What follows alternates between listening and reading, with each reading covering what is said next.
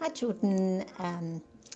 As I mentioned to you in my voicemail, our experiences of being young women are so vastly different that it probably deserves for me to write this down, if only for you, because I think if you're going to be a filmmaker, you need to understand the differences, the generational differences. And this also gives me an opportunity to remember and compare. I think it's about progress. And in this case, the progress that has been made in social attitudes towards women within my lifetime. Also remember, this is my experience. Not all families are the same, obviously, but this is my narrative, what it was like for me to be a young girl and woman in the 1960s to 70s. So I'm going to deal with two things. The first is parenting. For me, and in our family, moral development was fear-driven. We grew up in a fundamentalist, missionary family. Children were to be seen and not heard, and obedience to parents, teachers, and to God were paramount. In fact, obedience to all authority figures. In South Africa, our presidents told us when we could shop, never on a Sunday. And they decided when we could finally have television in South Africa, which was only allowed in 1975. They decided what films we could watch. There was a censorship board, and they decided what books we could read. My mom was the authority figure in our home, and she was the one who implemented obedience through fear of punishment. We were spanked if we didn't listen, and so were our friends, perhaps not the Americans so much. In God's case, he could send us to hell, which was a lake of fire and brimstone where we would burn forever. The result of this was that children's opinions didn't matter, and as we grew into the difficult teenage years, they mattered even less. What really did matter was control, and that we were completely compliant to our parents, or in my case, my mother's will, and grew into adults that she believed we should be. We were to adopt the religion of her choice, read the books of her choice, prepare for the career of her choice. My dad had some input into this, and totally conceal any sexual orientation that was outside the accepted mainstream. I cannot imagine any of my contemporaries admitting to being gay, though when I look back now, a couple clearly were. They had to live the lie. One of them came to visit me last year here in the manor, and now heading towards 80 years old, she continues to live the lie. The general attitude was that our parents owned us and they knew what was best for us. I remember when I was 16 reading in Khalil Gibran's book, The Prophet, "Your children are not your children. They are the sons and daughters of life's longing for itself. They come through you, but not from you. And though they are with you, yet they belong not to you." Those lines blew me away and have stayed with me ever since, guiding the way I mothered my own child.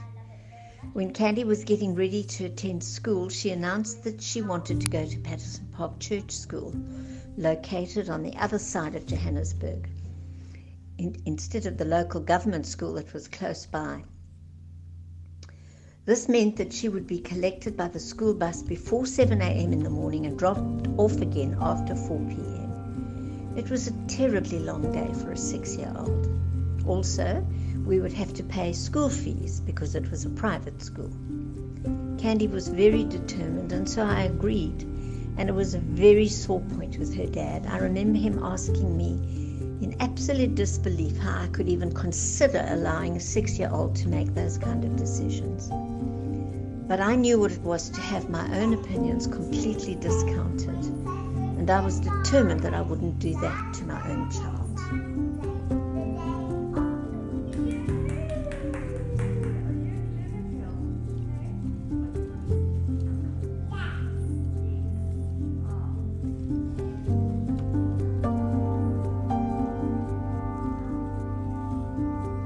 Now, briefly, I want to mention things that enrich your life. Travel. When you get super cocky on riding a motorbike and almost get hit by a truck. looks like, my friends. Got about a golf. This is gonna be like a golf ball. Yeah, let's get ice. And then you got the hands. Oh, still got the integrity. Oh, we got the hip. It's not too bad though. It'll bruise.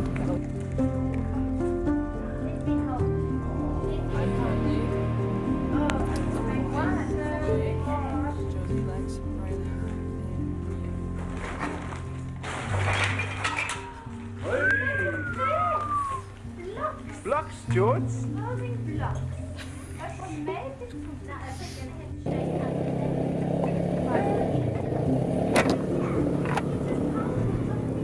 Some real off-roading.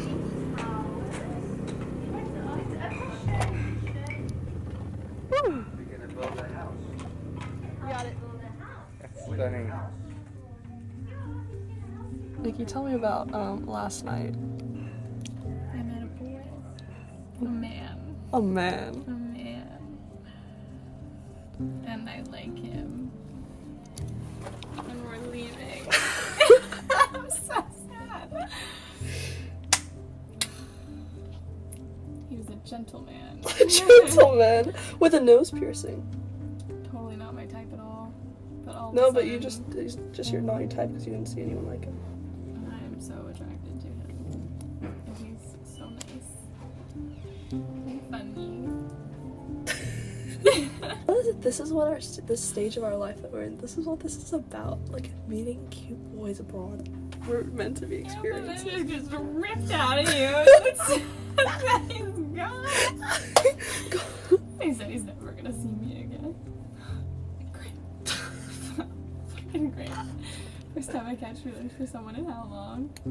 Oh, what? And I just walked out the door.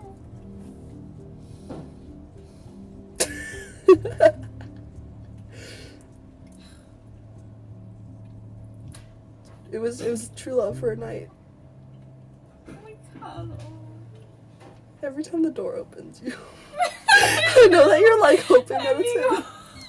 Oh.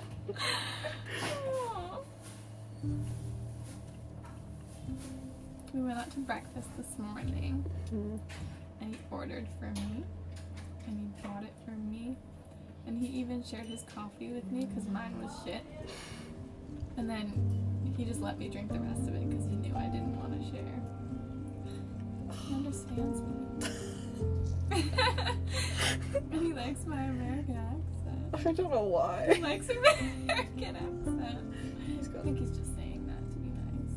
Because he has such a cute accent. Did I say that he's English? He lives in Australia? Yeah. Just thought that's so cute. You're gonna be looking back on this and like, Girls could not travel alone, but in the 60s and 70s, it was the hippie era, and backpacking started to become popular. This was confined to a certain free-spirited segment of society, and not at all for good girls, like I was supposed to be. It certainly was not happening in Africa. I was desperate to travel, but I had to wait until I was nearly 30 before I took Candy to visit Irene and Jack in Norway. Later, I would travel when I went to overseas conferences and would do a tour hooked onto a work trip. Entertainment. We were completely dependent on a date for our entertainment. Even going to a cinema by yourself was considered risque. I remember going alone to see a matinee screening of the movie Georgie Girl at a cinema in Johannesburg and feeling terribly courageous. I was courageous. I was probably the only girl who was there alone. We wouldn't have dreamt of going to a pub alone, or anywhere else for that matter, especially at night. And as for dancing, it would have been impossible for us to go dancing alone. Empowerment. I think the main way women were empowered was through their sexuality. They always had to look sexy because power came through men, and that made it easier for them to have a little bit of that power. There were many women who actually lived their lives vicariously through their husbands. So, for example, my mom didn't become a doctor, but she was the one that made the decision that my dad would become a doctor, and through that, she got accolades. It was the same with Chris's sister. She was brilliant. She got 6 distinctions for her matriculation exams, but she had to do a degree in domestic science at university. So she married a man who was a doctor, and she just went with him and drove him and encouraged him to become a surgeon and a professor, and that is how she found her identity, through her husband. There was a book published in 1975 by Shirley Conrad called Superwoman, Every Woman's Book of Household Managers. So let me say that again. There was a book published in 1975 by Shirley Conrad called Superwoman, Every Woman's Book of Household Management. It was like a Bible for young married women, and the message was do everything to please your husband. Some of her recommendations included that when your husband came home, a gourmet dinner should be ready for him, the kids should be fed and bathed and ready for bed, and you should look like a sex kitten waiting for him. She even suggested that as a treat now and then you should meet him at the front door dressed in an apron and nothing else. I remember Ronnie's mother, a stunningly beautiful woman, telling me that she did her housework, even scrubbing floors, in high heels and stockings, so that she always looked good and would be ready for visitors. Chris Evert, the former #1 tennis single player in 1974, used to wear frilly panties under her short tennis dress. And it was considered cute, sexy, and perfectly appropriate. When I think of that now, I shudder. So this is getting too long. Now let me know if it gave you any ideas. And remember how much I love you and how happy I am, how pleased I am that your era is freer and better in so many ways than mine. Love you.